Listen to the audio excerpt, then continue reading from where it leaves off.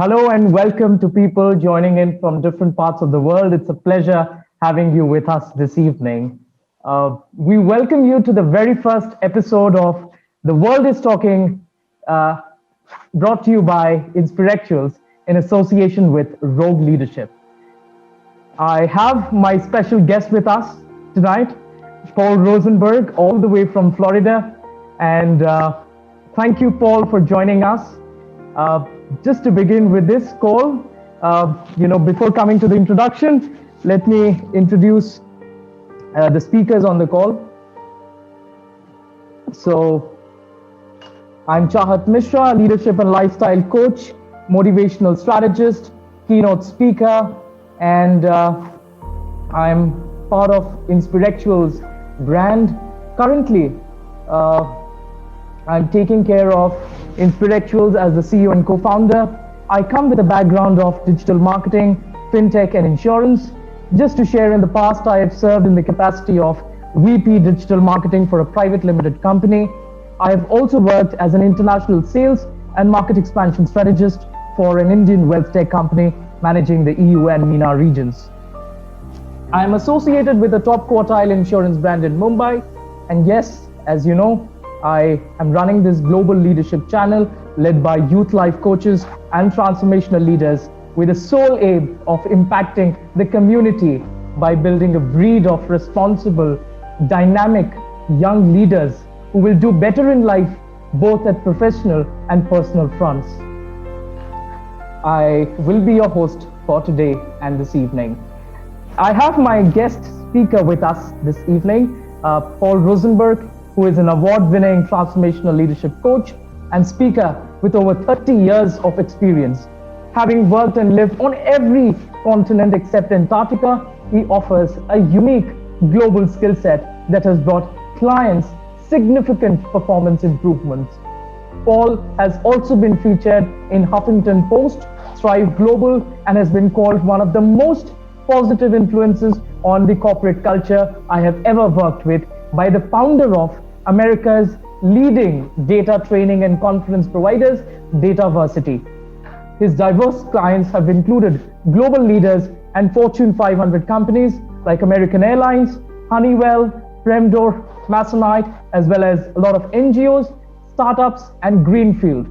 Previously, Paul has led marketing and business development in Sweden, Chile, New Zealand, Spain, Mexico, and the former U.S.A. Paul is also a stand-up comic and former improvisational actor. He brings a very innovative approach in the business world. Paul has also spoken in various diverse groups across the corporates, and he's a very sought-after global speaker, trainer, and facilitator in creativity, culture, leadership, and performance. He is also the strategic advisor and partner at Inspirectuals. Just to share, his areas of expertise lies in organizational transformation, leadership coaching, process improvements, revenue growth, P&L management, professional training, and business development. It's our pleasure at Inspirectuals to have Mr. Paul Rosenberg with us. Paul, if you want to share some thoughts with us tonight, just to begin with. Thank you for that great introduction. Hi, everybody from all over the world. Hello from sort of sunny Florida. And I'm just delighted to be here on the inaugural event of The World is Talking and looking forward to an engaging conversation with you all. So thanks for being here. Thanks a lot, Paul. So just to begin with, as you all know, the topic for tonight is how to create a winning mindset. I would say when the pandemic struck, most of us were in a dilemma. How are the days going to be with, for all of us? And most importantly, people lost all hopes. Economies were hit, markets were volatile. All of us had no idea what's going to come ahead of us. So amid such times, how important it is to have the right mindset to progress in your career, and most importantly, your life in general. So just to begin with, I will have the first question for Paul Rosenberg, which is, Paul, you have been an award-winning leadership and transformational coach, besides being a stand-up comic actor. When did you realize that you need to serve the community and create an impact? Great question. Actually, some of the first understanding of what I needed to do in my role as a human being happened when I was in India. I lived in India for a year in the south, in Tamil Nadu, and I went there to do a couple of things, to study and to set up some legal aid clinics for the poor. So that was an obvious lesson in the impact in setting up these legal aid clinics in rural Tamil Nadu, and seeing the profound impact that could have as a part of an organization. But then there was this other illumination. So a quick story, it's Thanksgiving. I'm with some American friends. We're in Tamil Nadu and we're like, let's have a Thanksgiving. We got to get a turkey. We got a poor turkey. It was a bad day for the turkey. But we started talking, and one of my friends had run into a circus troupe in the center of town. And on a moment, we said, let's pull all our resources together and put on a circus for the community. So we went out and invited everybody. And on Thanksgiving Day, we had this circus. And what was illuminating to me was just looking around this group of Americans, rich, poor, young, old, all just in the moment as a community. So I learned at that moment that it's our responsibility as human beings to do the big things like legal aid for the poor, but also do the little things each day to connect on a human level. So that was a great lesson for me. That's nice. I mean, that's a very interesting story, because very few people know that you have been to India, you have spent your days here, and most importantly, you have studied arts and you love the diverse culture here in India. So, I mean, that's really impressive, Paul. I'm sure you took lots back when you went back to the States, and you must have shared some really good anecdotes with your family, your grandsons, or your colleagues as well, for that matter. Yeah, absolutely. Yeah, a lot of stories from that particular part of my journey. Yeah. So moving on to the next question, Paul. You have been a very influential person in many of the people's lives, right? So just to ask this question to you, since we have a very good set of audience with us, and they want to know who has been the most influential person in your life, whether it's your mom or your dad, and what do you recall as a key lesson you've learned from them? I'm not stepping into that trap. So my dad gave me the sense of justice and working for those who have less than I do, and that was the legal aid part of the India journey. And my mom is the creative one, the sense of humor. So I learned about justice and knowing that there's always people who are out there who need our help, who are doing worse than we are. And then from my mother, I learned the creative. Both of my parents gave us space growing up to be whoever we wanted to be. So it does tie into mindset directly, in that their mindset was be the best you can be in whatever that is. So that also allows for a topic I'm sure we'll talk about today, which is authenticity. They allowed us without limits. They just said two things: keep learning, okay, and be who you want to be and be the best version of that self. So two key lessons. I know I didn't answer the question correctly, but the correct answer is both of them. Lovely, lovely. So you talked about very, pertinent topics like authenticity. You also mentioned that you learned the sense of justice from your dad. So all of this have been some real good learnings, not just for you, but I'm sure it's universally true for all of us when we talk about authenticity, how important it is as humans. as responsible citizens of the society to be authentic in whatever we do, right? So that's very well, that both of your mom and your dad had a great impact, and that's precisely the reason why you have been able to achieve whatever you wanted to, and you've left your plush corporate career and you've embarked onto this journey of kind of dealing with people, leading with the mindset of the people, creating awareness in the society, and making sure people do their best.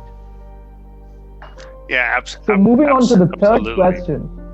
Go ahead. Yeah. So moving on to the third question, Paul. When you started your career in the professional speaking world, you must have met people who on the way discouraged you because you were leaving your plush corporate life. How were you able to stay focused to your goals at that point? This is critical for mindset for everybody on the call and everybody that I work with, is that you have to understand that you have value, and you have to understand what your value is. And for a long time, I was outer directed, meaning I was looking for validation from my boss, from my team, from other people to tell me that I was a good employee or a good coach or a good consultant, that it was outer directed. And what I learned from stepping back, and there was a lot of noise and a lot of negativity, but again, as a stand-up comic, there's no way you're not going to get heckled. When you get up on stage, you're going to get people who are going to be in your face and want to do everything they can to make sure that you mess up, right? Or that you have a crappy night. So you have to understand that negativity is there. What I tell people to do is to not buy into it, recognize it.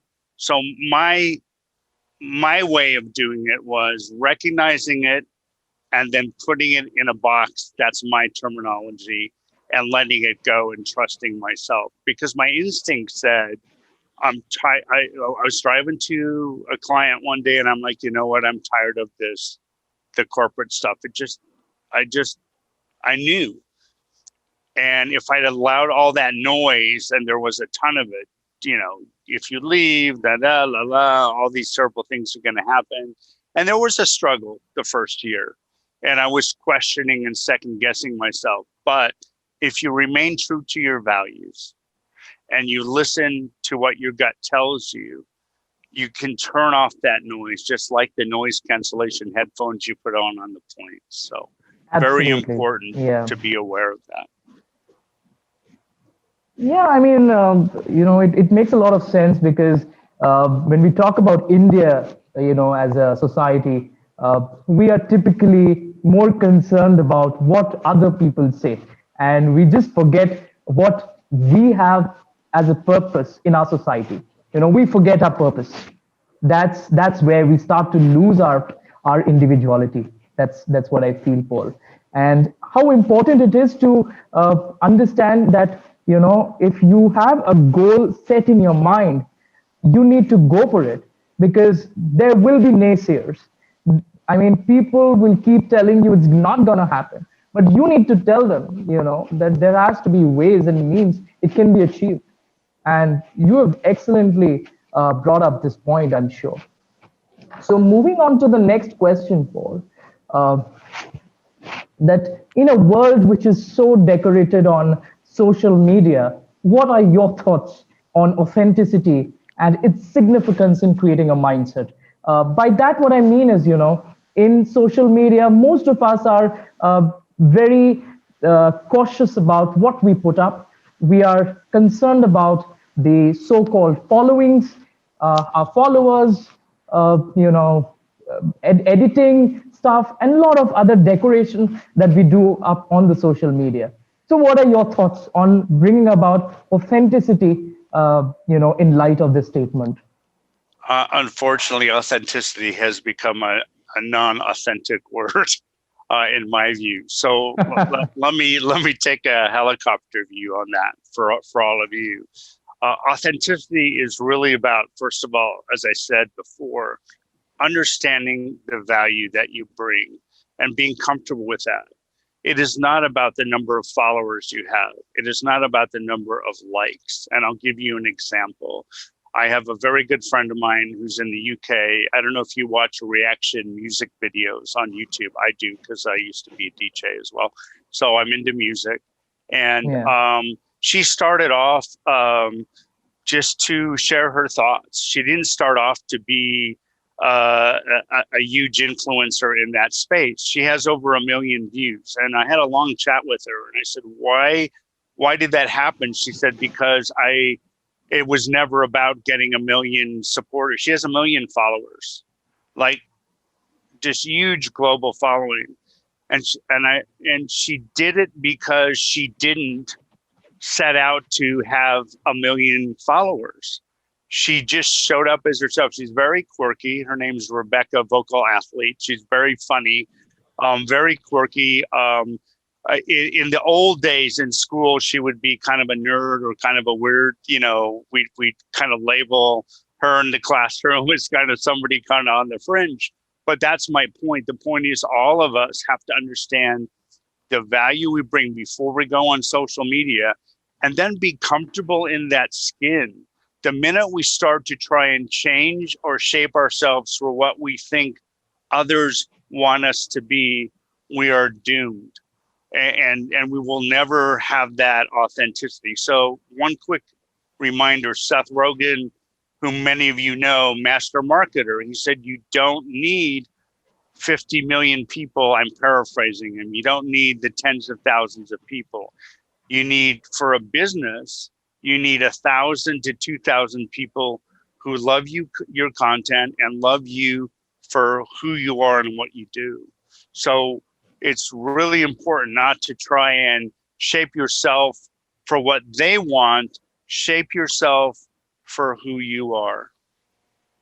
Absolutely. I mean, this couldn't have been so better summed up, I would say, because when we talk about authenticity, people often misunderstand, and in the rat race and in the competition that we are, be it in the corporate or in the academic world, even students at this point, they want to compete with people just basis the likes, the followers, and putting up the best pictures on the internet. But now you know how the privacy and security across the world is, be it, when we talk about Facebook or the other companies for that matter. Nothing is private at this point of time.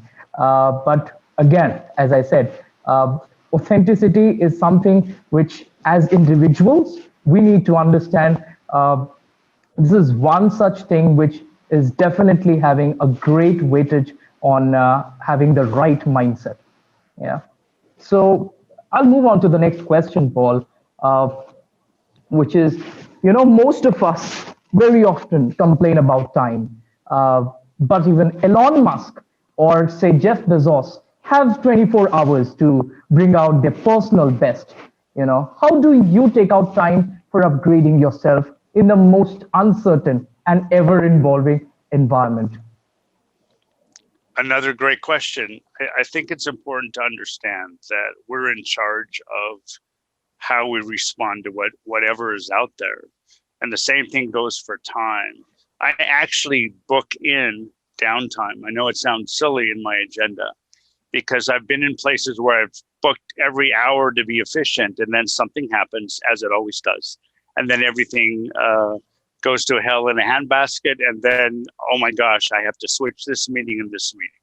I make sure that even during the pandemic, during quarantine, it's counterintuitive to say, well, Paul, you've got lots of time on your hands. I still put in my agenda that purposeful downtime, not just, hey, I'm home all day working from home, I'm going to have lots of downtime.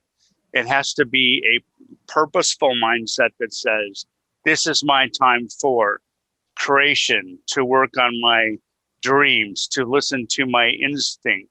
It's a purposeful space. Absolutely, Paul. My take on time would be, each of us, when I talked about be it Elon Musk or Jeff Bezos, right? We often see them, even they are at the top of their career at this point, right? Just today, I got to know that even now, Elon Musk has come down to the second position, and Jeff Bezos is there. So ups and downs would be there, but what's more important is how effectively you are able to utilize your time, because in that 24 hours, you can produce a the most productive work that you could have ever done, right? So that is possible. We often complain about time, but time investment is itself a strategy, I would say. So coming on to the next question, Paul, you've been to India early on in your career, where you studied arts and the diverse culture of India. What makes you have a special corner in your heart for India? Well, there's a lot of things, but one of the things that in dealing with the topic we're talking about today, one of the things that it showed me is that there was a diversity of thought there. There was a creativity there that I didn't feel in the United States. And I'll give you an example, just in the Hindu pantheon, all those different aspects. And what I learned from, because if you study Indian art, you have to study the religion and the philosophy, is that there are many different aspects in the pantheon to God, but they all lead to the same way. And that struck me that it isn't just one way, it's multiple ways. And that opens up a world of possibilities for all of us. There are multiple ways. What I learned from that diversity and that really sense of discovery that I didn't feel in the US is that we all have multiple ways to make our dreams come true and to be realized, that we can be creative about it. There isn't just one way. There's a myriad of ways that we can achieve our personal happiness, we can achieve growth, we can achieve success. So that time in India taught me that all the things I thought I needed to live and be happy, I really didn't need. So it created a new mindset. A quick story of a mentor I had there. Her name was Alahan. She was 10 years old and she was very poor. She lived down the road from me. And Alahan and I, made a connection, and I spent time with her, and what she taught me was her mindset was totally different from mine. In spite of her poverty, and I did as much as I could to help her family have a better life. She was joyous. She was inquisitive. She was funny. And here's this 10-year-old, kind of all this noise I had in my head as an adult. She was like, that's not it, man. You're missing. She taught me that I was missing almost everything about life because of this noise. You have to do this, and this is success, and this is, you need this to live. And she taught me a lot. Yeah, that's good to hear. I mean, so I'll come to this point. When you were in India, right? Which city attracted you the most, and what was the best food that you had there? Okay, well, this is pretty easy. There's two answers. I lived in Madurai, so there's a big Meenakshi temple there.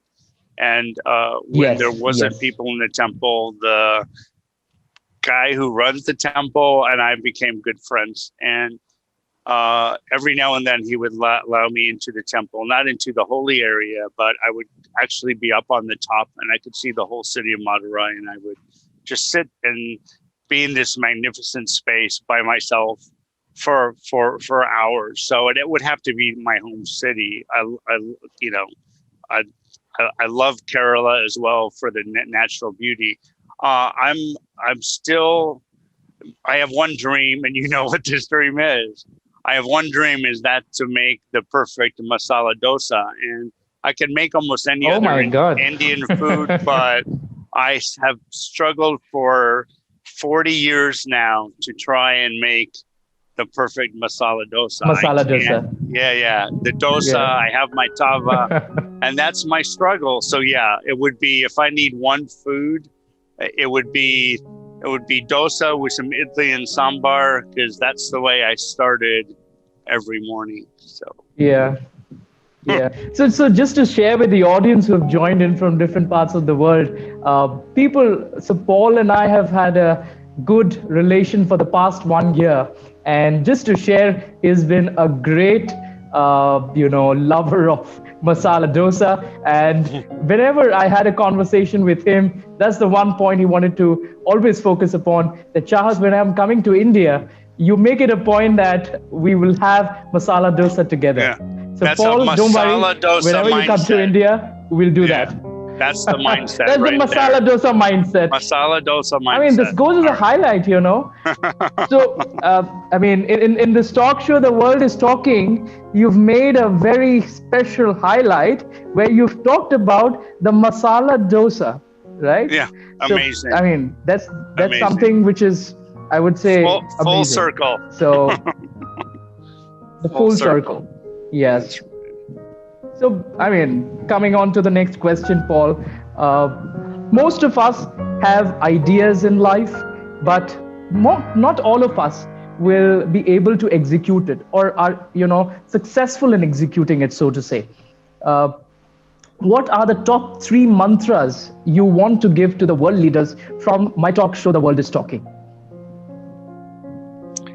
The top 3 mantras. Number 1 is be present.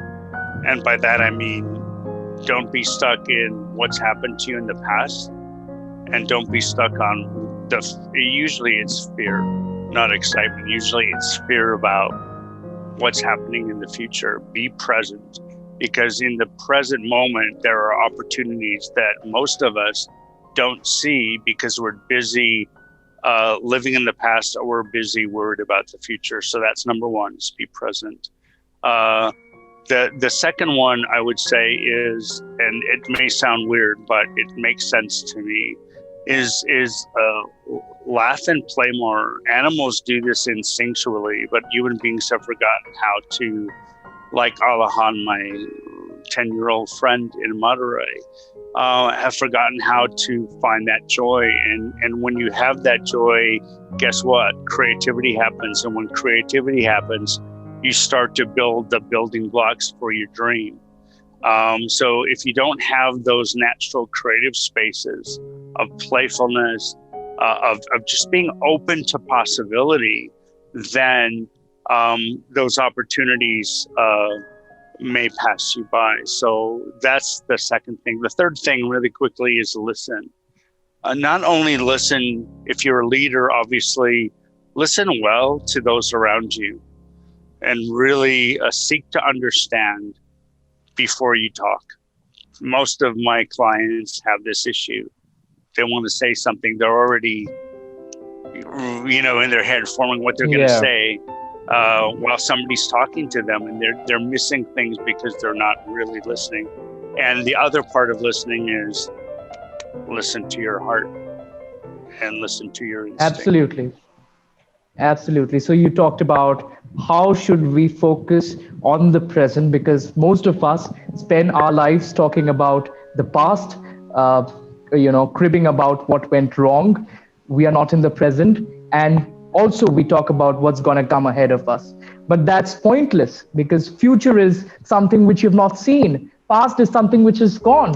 You are there in the present because that's the exact moment which you need to live, right? And you also said laugh and love more. Definitely with you are there with your family, you need to spend the time with them. When you're there in the corporate, you need to spend that particular time with the corporates. So that's a clear demarcation which we need to make between our personal and professional life as leaders. And then you said about how effective listening can be a game changer for leaders in the long run. So 3 points: be present, laugh and love more, and effective listening. Three mantras. I'm sure my audience has taken these points down. Moving on to the next question, Paul. Most of us always think about problems. We just are concerned about what's happened in our life. We are in a fix. We are not able to do things. But very often, or I would say very seldom, we talk about solutions.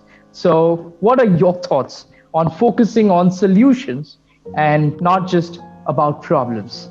I mean, your thoughts, your views on that. Another great question. So I'm a solution focused individual, and I got there by and again, many leaders I work with fall into this trap. They get frustrated by what's happening, but they don't focus on what they're going to do about it, and somehow there's a victim mindset out there, which is, this is happening to me. And I've slowly learned that things don't happen to me, things just happen. And if I say they're happening to me, then I'm focused on the victim and I can't do anything. I'm giving away my power by thinking that way, as opposed to, okay, what can I do about it? So this may sound strange again, but how I got into a solution mode is, when I'm at work, when I'm on site with a client, or I'm doing anything business-wise, I really focus on the purpose. So if I have a meeting, what do I want out of this meeting? Which is a solution focus. If there's a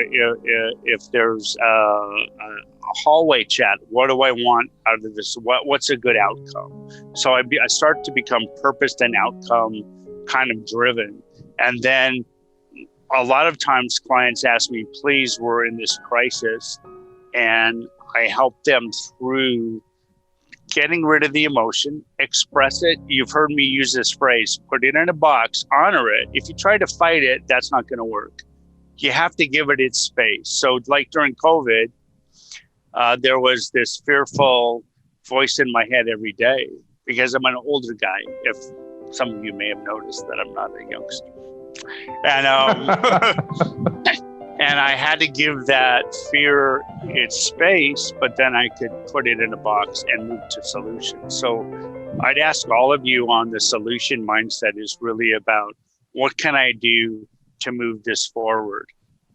Let the emotion out, and then calmly, step by step, deal with what are the things I can do, or if you're leading a team, what are the things we can do to lessen the impact of what just happened. There's always going to be crises. There's always going to be issues. There's always going to be problems. It's up to us to say, oh, I'm not going to be a victim. What can I do today to move this forward? So. Absolutely.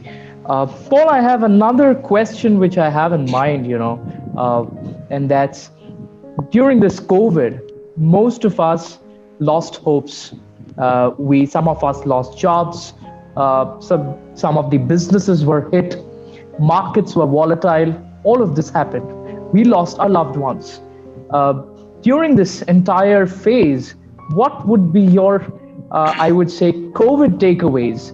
Some top of the mind insights that comes to your mind as of now, and which you want to share to my audience. And how to deal with these situations, these uncertain, or I would say the VUCA times. Okay. Volatile, uncertain, complex, and ambiguous. So again, you're dealing with a lot of fears, so you have to move that forward. I think COVID has driven home a point that we are all more connected than we usually think we are. And secondly, it's we've had to, the leaders I've worked with have been frustrated like crazy with this, is that you can't have the hallway chat. You can't have lunch with the team. So actually, one of my clients started having lunch with the team, which they used to do on site. They just brought their lunch to the Zoom meeting and they all had a chat. They recreated the natural connection moments and communication engagement moments that we had on site. So that was a big learning for me, that you don't have to let the, oh my gosh, it's a Zoom, be an obstacle. You have to find a way, and I'm a speaker, so I've had to figure out a way to engage through the Zoom camera and still have a dynamic keynote. So I think it's taught us that we all need that connection, and it's forced us to be creative, and I think it's created a new way of doing business. So those are the positives. The fear is the fear, and the devastation is the devastation. And I don't talk about that lightly. I think for all of us, though, it's incumbent to find a way to not let that affect us. So I'm going to give you a quote from my dad, who was a law professor as well as legal aid, and on his door he had illegitimate non carborundum, which really means don't let the bastards get you down in Latin. And so if the attitude is no matter what's happening out there, there are always positive things we all can do as leaders and as human beings to move forward and not be trapped. That's great. I mean, so just now, to my audience, I would be releasing a poll in front of your screen. There's a question which says, what has been your biggest fear in this pandemic? You have your options right in front of your screen. Please select the best option that suits you and applies to your situation. We'll spend the next 10 seconds with the polling, and we'll get you back with the answers.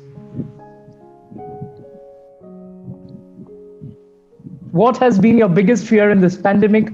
Has it been being fired, not finding a job, not being successful, financial stress, or there is anything else which is others?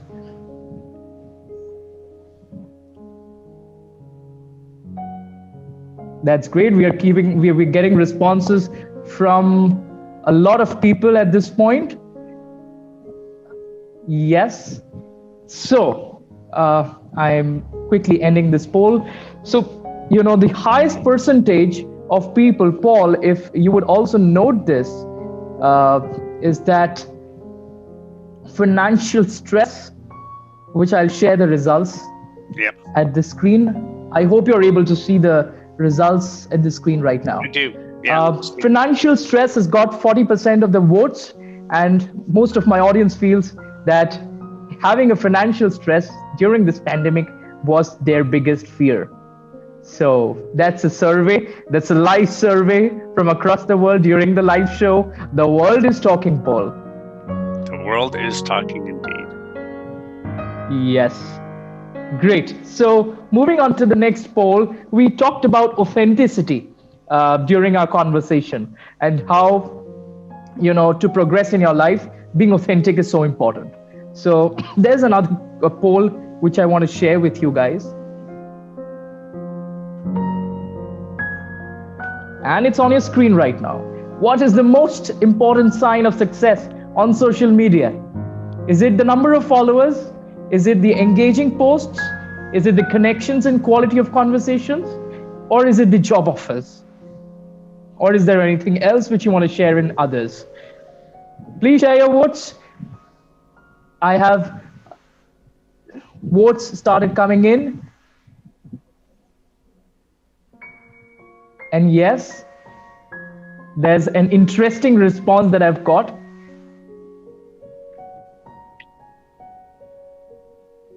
Great. So I'll share the results right on the screen right now. Most of the people have believed that connections and quality of conversations have been the most important success on social media. Most important sign of success. Building connections, quality of conversations. I believe, Paul, we should do some research paper, an article, which we could release it worldwide and talk about the live survey that we have done. People feel that building connections during this pandemic is so important, and not just during this pandemic, life beyond, right? So, absolutely. So that's can I make just a quick comment about the polls, because they're connected? Absolutely. The fear, the financial fear, we've all felt to some degree.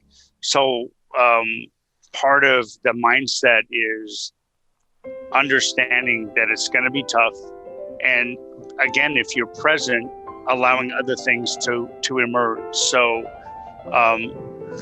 those two things are connected. First is the concept of emergence, which is I thought during COVID I had to push because of my financial stress. Because all my clients stopped. I mean, I'll be honest with you, they all stopped. I mean, there was like no income, and I pushed for about 4 months, and I went, you know what? I'm going to just let things emerge. I still had the fear, but my way of dealing with it was, okay, if I fight it and push, I'm just adding more fear and more stress. And good things happened out of that. Good things emerged. Okay. The second thing on the social media side of things is again about authenticity and emergence, which is you never know if you have an authentic connection with it, LinkedIn or on Instagram or wherever it is, not on Tinder. We're not going to talk about that, but that's a different kind of connection we can go into in another show. But if you have those connections, you don't know what's going to come out of it. I've had people 2 years later who I connected with, who I've just had a wonderful conversation with.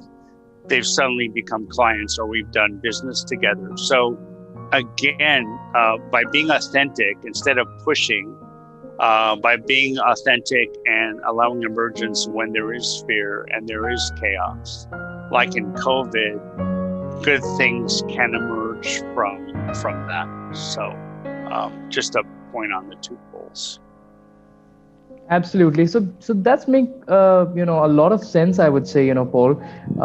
So our people have believed this pandemic has been a game changer for most of us. But yes, I would suggest it's for the good, because somewhere we've started feeling, and that's when I would talk about February or March when the pandemic struck, right? Little did we know what's gonna come, but as and when days passed by, and now we're in the vaccination drive across the world, people have started realizing that staying at home is not the only solution, right? Somewhere creating connection, networking, using your networking skills, not just at your house or from the comfort of your house is important, but yes, you need to get out and meet people. Your thoughts on that, Paul? You have to keep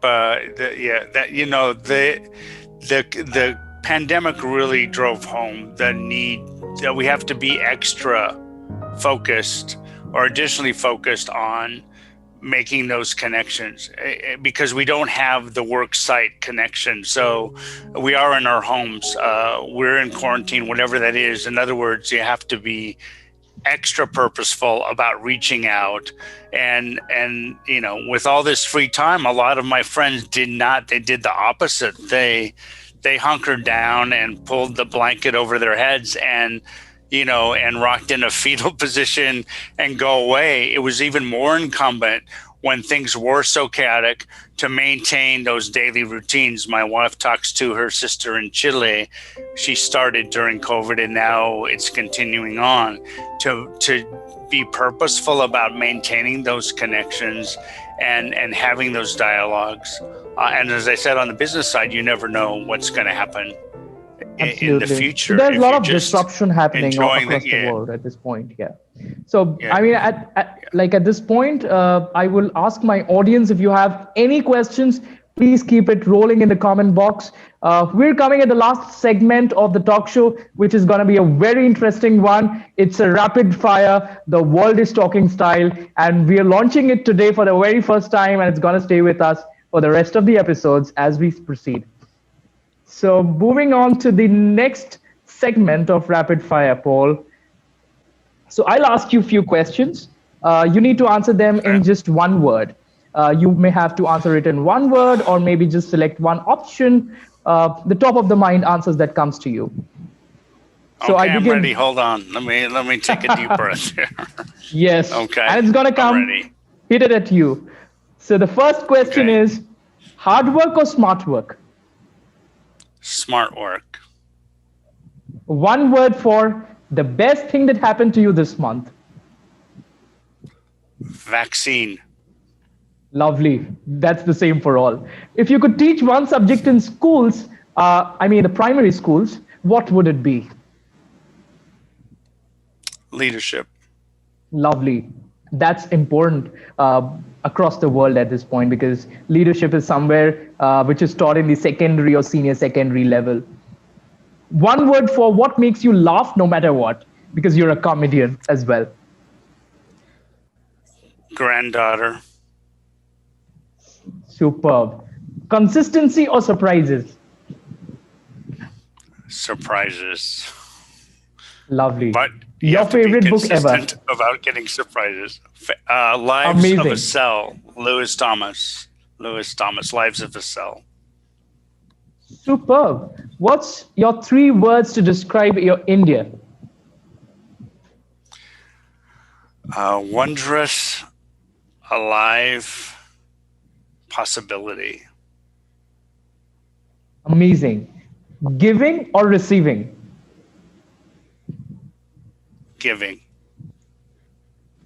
So friends, I hope you noted it here. It's not just about receiving, it's more about giving to people. So Paul, the next one is, you need to give me one word for the 3 of these, right? The first one is money.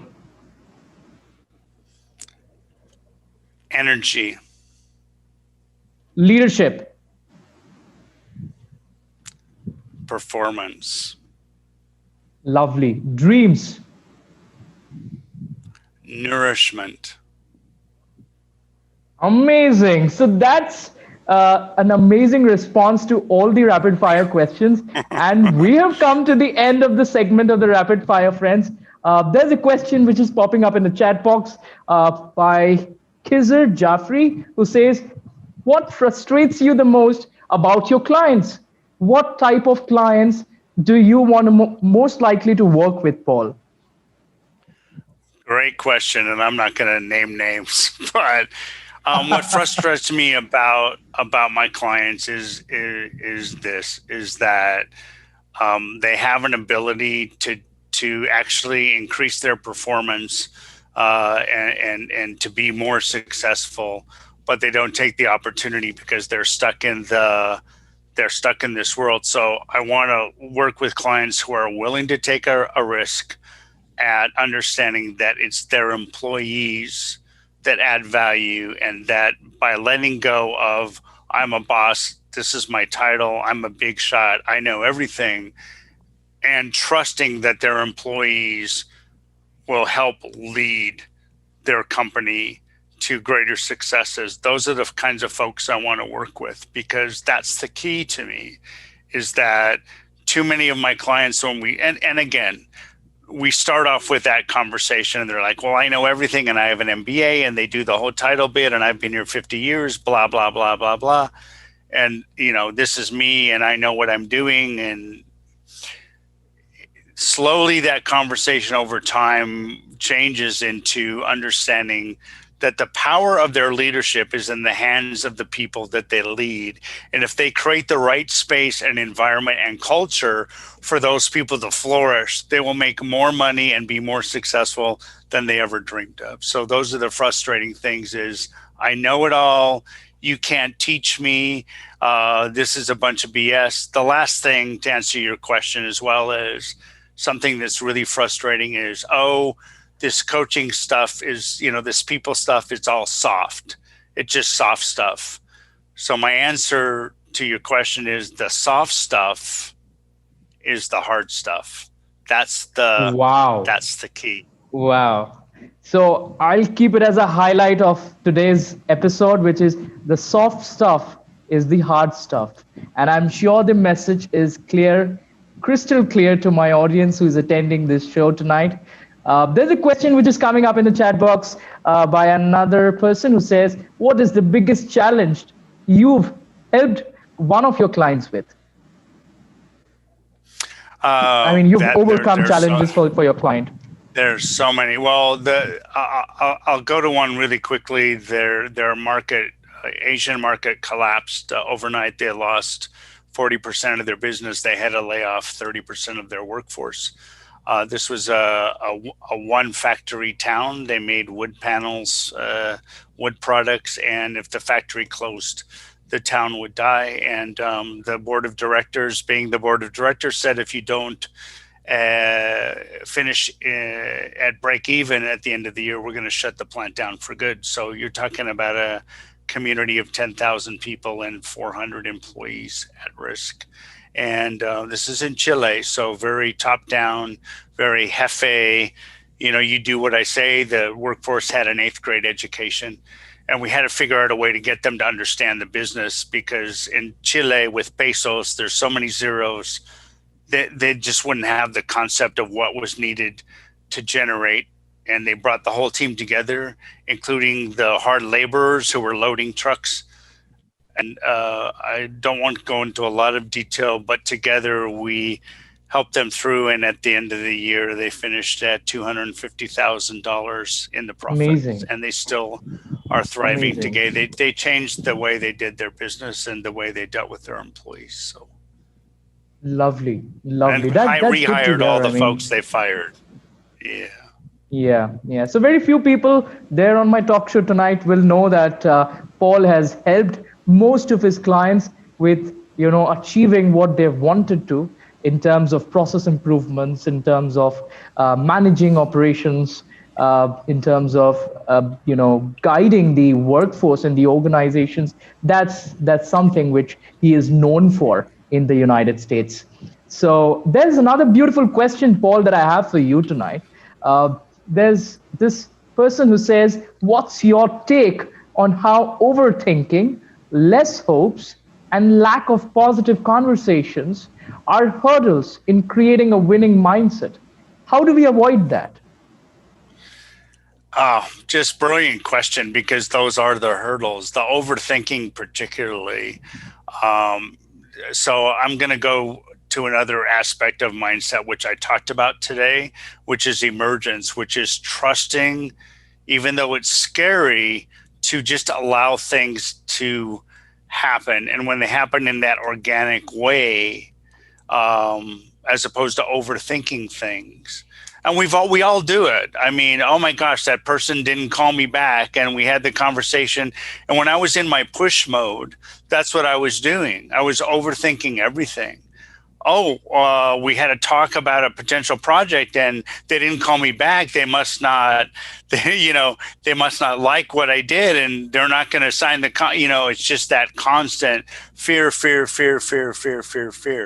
So I think the main thing I want to say about that question is you can overcome all those hurdles by, number one, when it gets noisy or when you're feeling, that need to overthink or the stress or the fear, get reflective, take some time off, go for a walk, turn off your computer and just listen.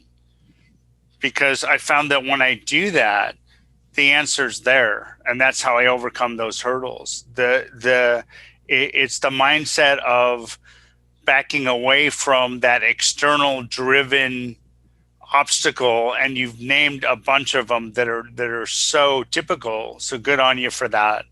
And my way of dealing with it is step back purposefully, whether that's 5 minutes, whether I go for a walk, whether I say I'm going to deal with that tomorrow when I have some time to think about it.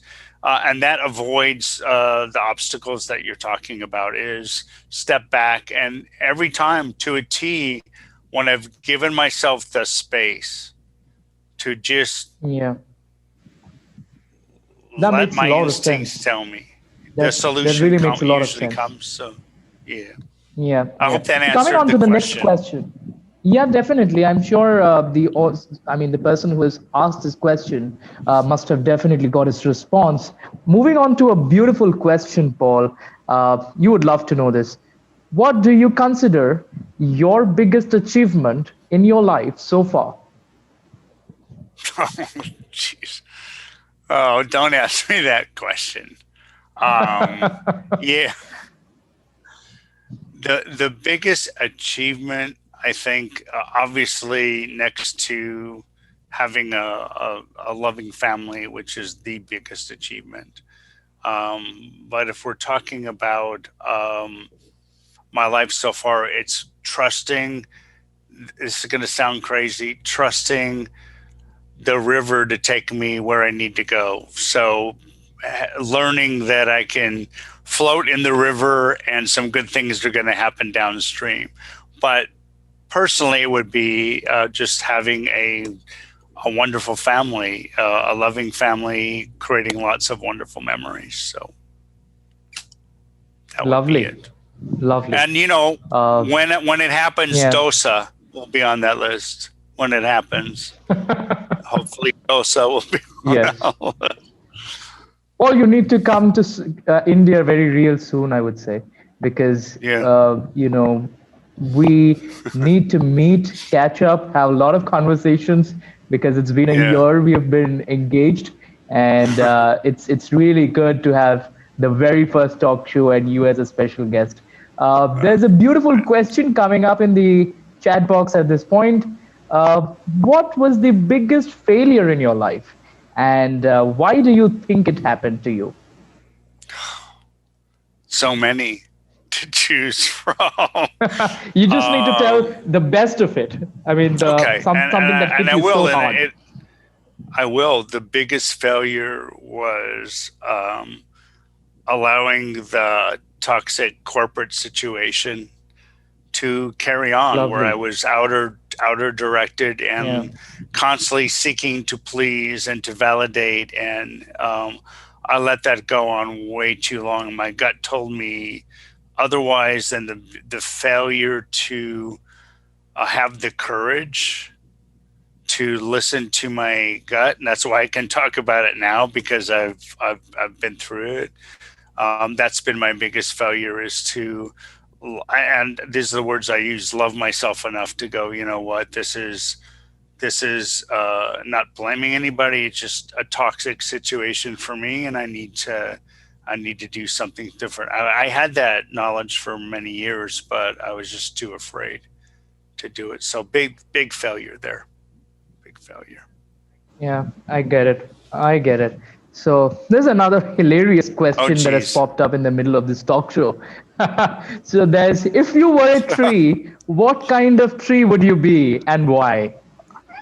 Okay, I want to know. I want the name of the person who asked that question after the show. Thank you very much. I'm gonna track you down. If I were a tree, there's a tree in Colorado called the aspen, and if you haven't seen it, it's in the fall. The leaves are almost like medallions, like thin coins, and they turn amazing colors. And so look it up. Look at fall aspen. I would be that tree, because it's just so inspiring. People literally go up into the mountains, and all they do is they look at the aspen trees in Colorado. That is a every year kind of a pilgrimage. So to be something that beautiful and that, that evocative, that's the tree I would be. Yeah, that's nice. There's a question that has come up which is relevant to the corporate career and to the life in general. Okay. It can have symbolic meanings. My audience, please keep your eyes and ears open. Are you a hunter or a gatherer, Paul? I love these questions. These are like the best questions ever. That's the power of India, Paul. I know, it's amazing. That's why, there's always possibility, and the questions are so creative. I would say that most of my life I spent as a hunter, and now I'm a gatherer because of emergence. I've learned that the the more I hunted and pushed, the less food I brought back to the cave. The more I allowed abundance mentality and mindset to set in, and I allowed things to emerge and trust that I'd be taken care of, the more food I had in the cave. So it's a gatherer now. I started off as a hunter, though. I started off in marketing, so I was a hunter. Lovely, lovely. So the person asking this notorious question must have got his response by now. Is there any other question which my audience want to ask? Please share this in the comment box. In the Q&A box, I would say, because we have another 2 minutes with us, and then definitely we'll call it a day. It's been an amazing session with you, Paul.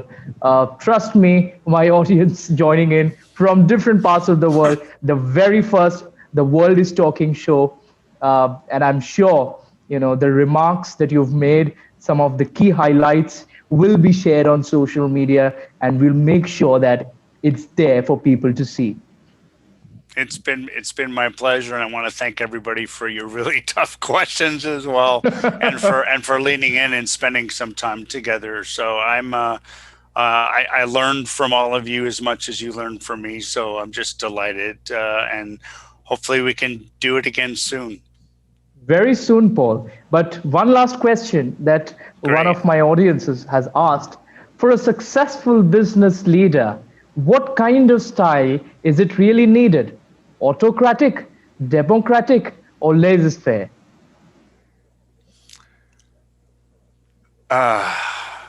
It depends on what. Or is it transformational? Then I'll pick transformational, but it's a little bit of all three. Here's why. Certain, like the crisis with my client in Chile, there was no space for democracy. There was a democratic things put in place to get input from the whole team, and that was democratic, but the decisions had to be made immediately. Like, there wasn't a time to have a committee and what do you guys think? They had to take action, but their action was democratic, right? So I'm not a big fan of laissez-faire because that leads to complacency. So it's either democratic, autocratic, creating transformational. Laissez-faire, a lot of my clients get into trouble because they're humming along, they're making good money, and yet they're leaving millions of dollars on the table. They're just, we're good, we're successful, and they don't maximize their business opportunities. I hope that answers your question. Yes, absolutely, because you've said there's a combination of leadership styles that we need to have, but more relevant in today's time, we see that there are servant leaders coming up in the society. Yeah. When we talk about the Prime Minister of India, Mr. Narendra Modi is a perfect example of a servant leader and leading by example, doing some real good work. And I'm sure now, since you have Joe Biden coming in the United States, you'll start to see some good changes in your society. It's going to be different. That's all I'm going to say. It's going to be a different energy and a different approach to leading. So, and it should be transformational. Lovely. My audience wants to know, how are you seeing the change in the United States, the change in leadership going forward in the betterment of the community? What are your thoughts on that, Paul? Well, I think everybody's shell-shocked by what has happened here, a couple of weeks ago. In the last few weeks, yes. In the last few weeks. And I think COVID has shell-shocked. Our economy is shattered. So I think the more we can spend time on taking care of each other, and I think that's what's going to happen once you start to see the vaccinations roll out, once you start to see the economic packages roll out, once you start to see all that, that is a tangible way for people to understand, hey, we really are all connected. And we got into a very dark place in terms of divisiveness. I think what's going to unify the country is starting to see some action that's based on taking care of our communities. And, as I said, the vaccine is a powerful game changer mindset wise. Um, Economic relief tones down, because most of the divisiveness came out of fear, or comes from fear.